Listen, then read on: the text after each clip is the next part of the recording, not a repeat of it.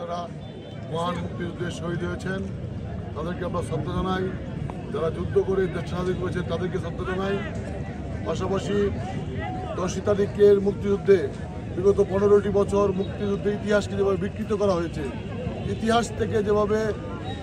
যেভাবে একদলীয় আওয়ামী লীগের অধীনে লেখা হয়েছে, আসলে সত্যিকার অর্থে আওয়ামী লীগের কোনো বড় নেতা